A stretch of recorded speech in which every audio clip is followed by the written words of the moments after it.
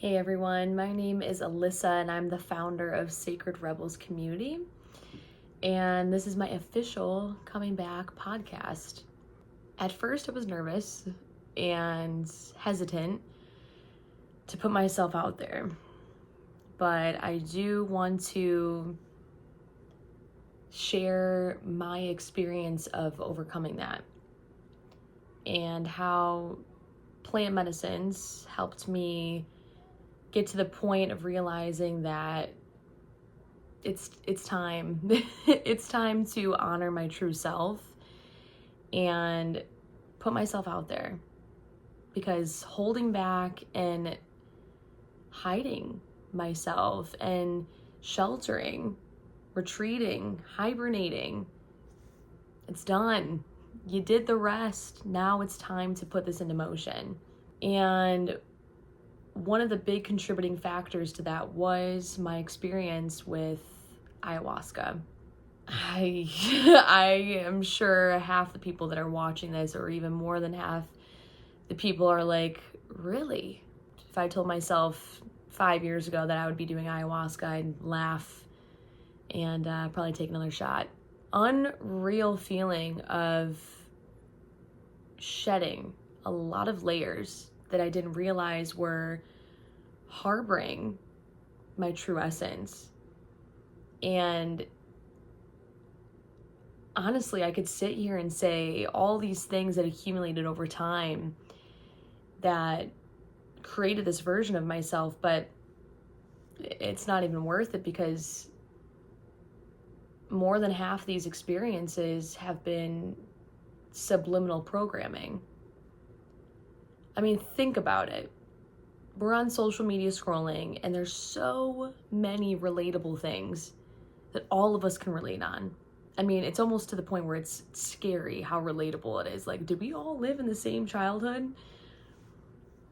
How does the mass people, the elite people who are pushing these out, how do they know all of these things? I mean, granted, most of us, grew up watching the same TV shows and, doing the same things, but it's almost to the point where it's frightening how accurate it can become. And I don't feel like many people are quite aware of how worrisome that is. For the past 10 years or so, I would say that I started looking into like conspiracy theories and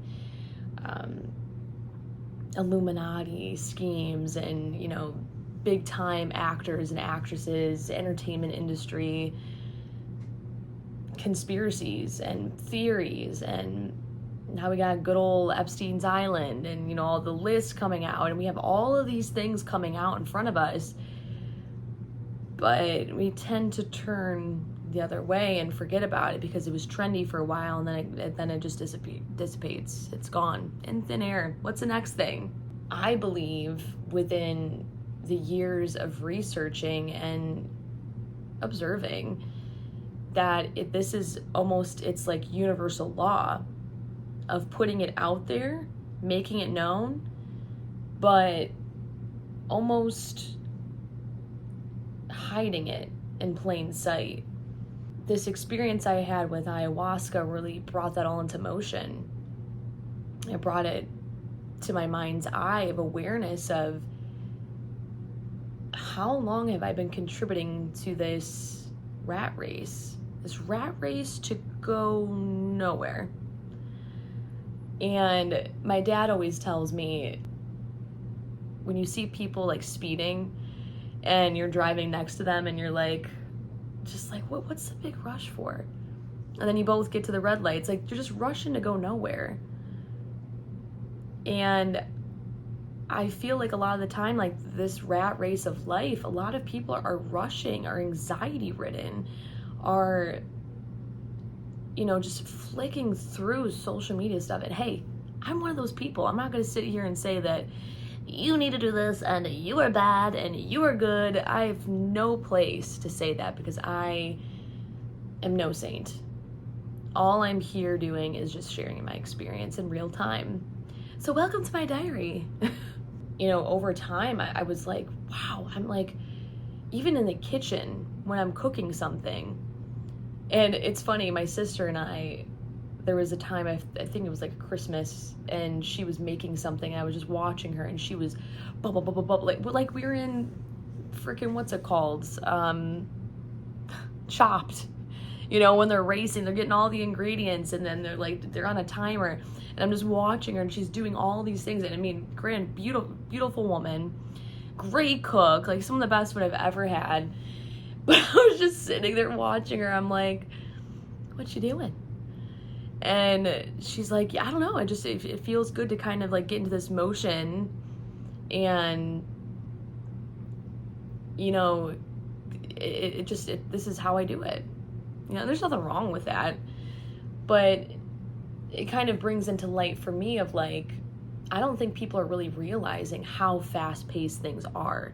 Prime example of just another thing in the social media world of how frightening it is that we all live the same life, like the countdown from the microwave, like getting things out of the fridge, putting it on the stove, unwrapping it, right before the 30 seconds of express time, and right at 1, you're done, and you beat it. And somehow, some way, your brain is like happy, and you feel accomplished in life.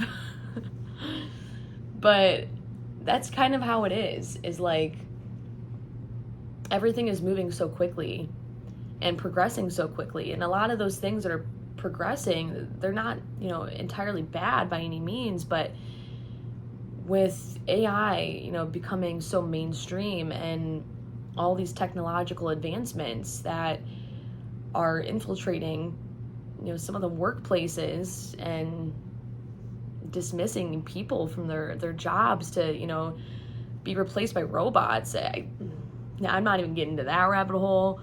Don't quote me on that. I'm not getting anywhere near that. But you know what I'm throwing down.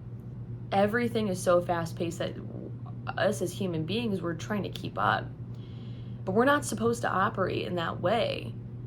And one of the big things that ayahuasca taught me was to slow down. And even on past videos I've taken, I saw myself speaking so quickly, and I felt like I was in such a rush. Like there was some sort of the rush behind this. I had to verbally communicate so quickly because I thought that's the only way that people could keep up with me. And I'm like, why am I trying to appease to those kind of people? If you've made it this far, thank you. But if you're already gone, then that's cool. I get it. But maybe I'm just not the right vibe for you. And I'm not here to, please everyone. We attract our tribe. Aya really showed me the light in shedding the layers of this people pleasing, of moving so quickly and feeling like I'm in a rush. And one of the big things for me was like big time ADHD, big time. Diagnosed, took Adderall for years and antidepressants, and I was always running late. You can ask any of my friends. Thank you guys for being so patient with me. But just like rushing out the door, rushing to get ready, and it was like it wasn't even fun anymore. I always found that like before all these anxieties started coming on, I really enjoyed getting ready to go out and the whole process behind it. Wait, last minute, and I found myself just like, I don't want to say self-sabotaging, but getting to the point where I was like, I knew what was going on. It was like I knew in my mind what I was doing. Like, I should be getting ready. I should be doing this, but I'm not doing it. And I don't know why. And it's like already an hour going by of me contemplating. I'm like, what the hell? The medicine sat with me in such an uncomfortable way. But an uncomfortable feeling of not really recognizing it. Because, well, first off, I haven't really done it. I mean, I've done a mushroom concoction of Aya, but nothing in its full form. It was so comforting that it was uncomfortable, if that makes sense. And I was like, ugh, what is this? What is this feeling? And I like it, but I don't like it. But I like it. And I mean, there was definitely dark points there of seeing a version of myself that was stagnant, that had so much hope and love, and it was just pushed down. It was pushed down. You can't do it. You're never going to accomplish anything. Nobody likes you. You're a fake. You're a phony. All of your mistakes are to catch up with you. You're a horrible person. And these were things I was convincing myself of. And it was like, I don't want to say it wasn't me, because it was me, but it was like this dark side of myself that I didn't realize was kind of like the shadow work that I needed to get through. And what I mean by shadow work is the parts of myself that I felt like I was ignoring for many years. And, you know, people can call it whatever they want. They can define it whatever they want. That's what I define it as. But parts of myself that needed to be tended to. Parts of myself that were crying for attention. And the medicine brought it back to my early childhood, where I felt misunderstood, where I was bullied, and felt like I was alone. And I'm not going to sit here and blame and point fingers at anyone, but I mean, those feelings are real. And no matter how little or big it was, it still sits with you. And I mean, people need to recognize we're all going through some sort of dilemma that stems back to childhood. I mean, how many people do you know who you've recognized the way that they act, and some part of you is just like, I wonder where that came from. And you start observing more. That's what I started recognizing too. And about, 5 years ago, I started recognizing cues because I saw it within myself. And I mean, I'm not a mind reader. I'm not going to sit here and assume by any means, but with the right questions and the right attentiveness towards people, a lot of the time I was right. I was extremely just shocked by how many people after this curiosity sparked, how many people were coming into my field and my energy, my aura of having similar qualities. And ever since I was little, I loved to write. I always had my journal, and I don't know if you found your journal from when you were like 6 to 12, but if you have and you still have it and you've read it, oh God, even high school. I've kept a journal ever since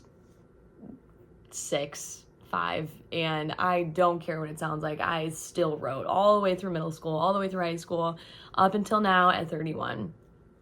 And I'm glad I did, because I read those things, I'm like, oh my God, what? And I laugh, and it's hilarious.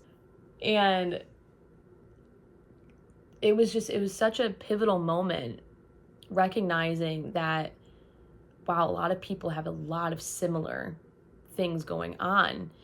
And after I started realizing that these people and these beautiful souls were just like somehow divinely coming into my path. And you can ask my friends, like when I was out and about, like getting all messed up, I was yapping it up with so-and-so, yapping it up over there. I don't regret it. And I'm an experimenter. So I'm not going to sit here and pretend that I'm a goody two-shoes or ever was, because no. No, I was not. And I don't care. I learned so much. I've met so many people. But after that, I was like, I need to get this out there. I need to get this out there to show people that no matter what you look like, no matter what you believe in, no matter what you identify with, man, there are so many people out there that have a story to tell. And you could look at some people and not expect certain things to be revealed, but behind closed doors, I mean, everyone has a story to tell. That's when I ended up writing my book, Beautifully Damned. You can find it on Amazon, by the way. But the medicine brought me back to that point where these peak highs of believing in myself and reaching that top of that peak and being like, wow, I have a purpose, or I feel like I have something to say. I feel like I have a duty in this life to communicate, bring people together, and share my experiences, because I know I'm not the only one. After that, it was kind of like, you did it, okay, and down. The medicine showed me that, you don't have to keep going up and down, up and down. There is a place of balance. And there is a place where it doesn't have to be so rocky. For me, my reflection in that is having patience for myself, forgiving myself for the things I've said, forgiving myself for the things I've done, the things that I've said and done to other people that might have hurt them. And same with myself. Protecting myself to the point of seclusion, hiding away, denying myself of love because I felt like I wasn't worthy of it, comparing myself, and this is a big one I'm still working on, is comparing myself to other women who are either, prettier, skinnier, curvier, more luscious hair, bigger lips, younger, older. It's absolutely wild to me how much pressure there is. And it's not just for women, it's for men too. Jealousy is still a huge thing for me, which Aya has shown me. I'm really, really happy with how I invited this in, how I truly went through with it. Because there was self-doubt, like, oh, what am I going to see? Am I going to go to the dark place? Where am I going to go? And it was nothing like that. I know prior to me doing it, I was looking up videos, and I was still, in my plant medicine journeys with different plant allies. So I'm familiar with the community, but always super scared of Aya and super nervous about what was going to happen. First off, am I going to poop my pants? What's going to go on here? Am I going to blast off everywhere? I don't know. That didn't happen to me. I mean, in some cases, some people do purge in that way, but there's other ways that people purge, which is yawning. I mean, obviously crying, screaming, which I did, and it was in the beginning, I just didn't care. A little bit after, I was like, okay, guys, I'm really sorry about that. But at the same time, that was me releasing. And wow, yeah, I feel like I'm just like now reliving that moment as I say it. That was powerful.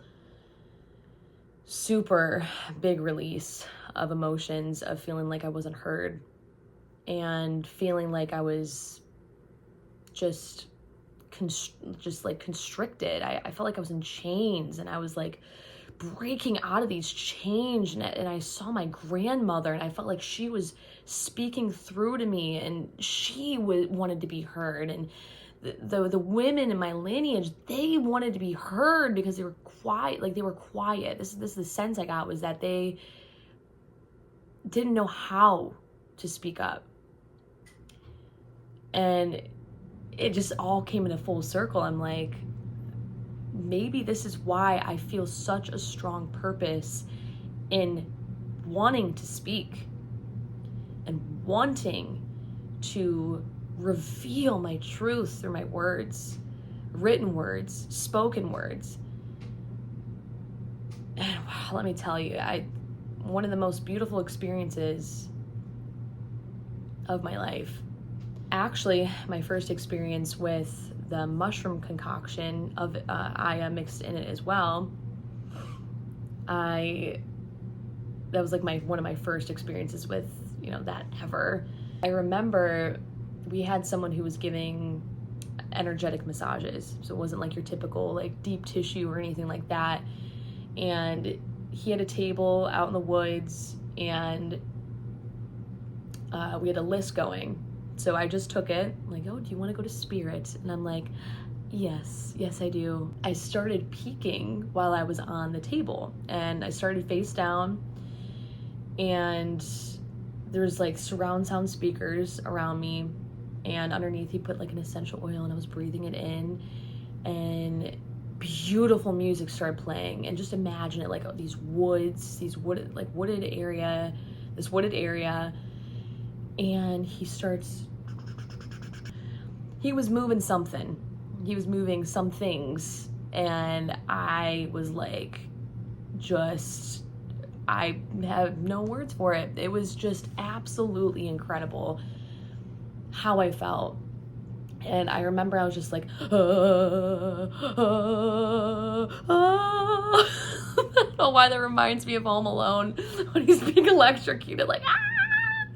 But not in that sense. I didn't feel pain, but it was just like this, oh my God. Like, it just was shifting so many things and moving so many things that felt like they were trapped and they needed to flow. Rolling onto my back, and he's rubbing my arms with this beautiful African oil. I forget what it was. Oh my gosh, it smelled so good, and it felt so good on my skin. And he's rubbing my arms. I'm like, oh, I'm in love.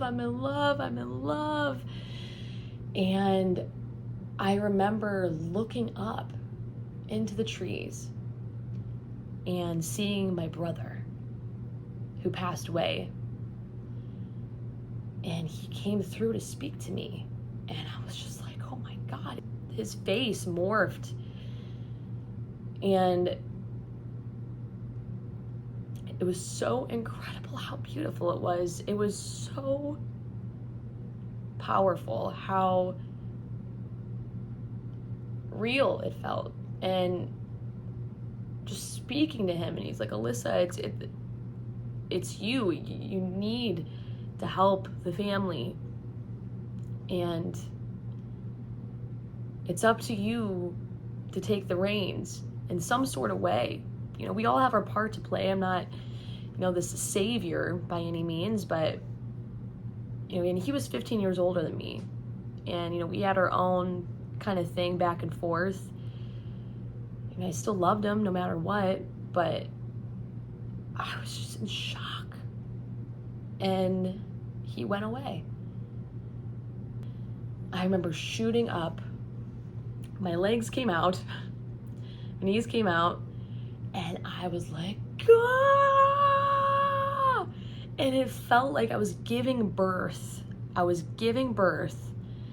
And wow, it was just absolutely mind-altering, heartwarming, and so beautiful of how big of a release I felt. It felt like I was being reborn again. And it shifts into this experience that I recently had with just like this reborn feeling, this shedding of the skin that has been just icky, gooey, slimy, get off of me feeling.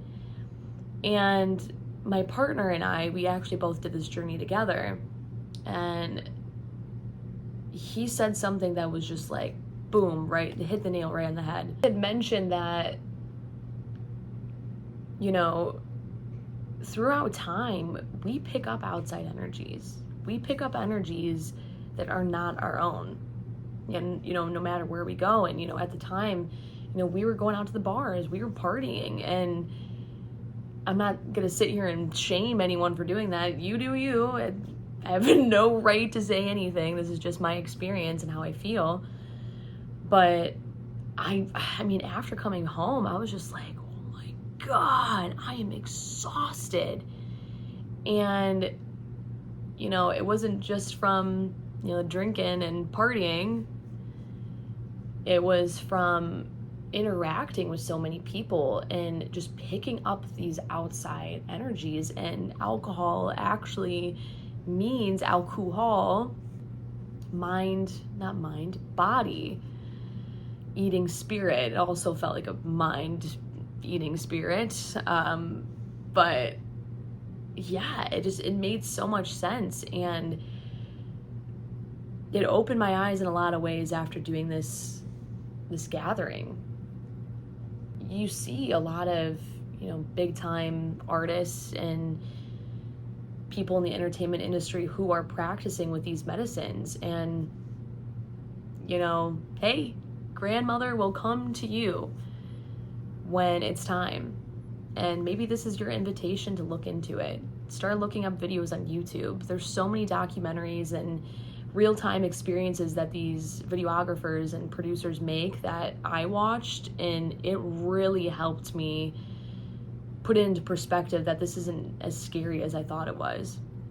There's like this natural feeling that you kind of get with almost honoring the medicine by having a little bit of, you know, like, I'm kind of worried about this. I find that people who tend to go into it with like a little bit of a cocky behavior, like, oh, I'll be fine, I got it, nothing's gonna happen, they tend to get knocked on their asses.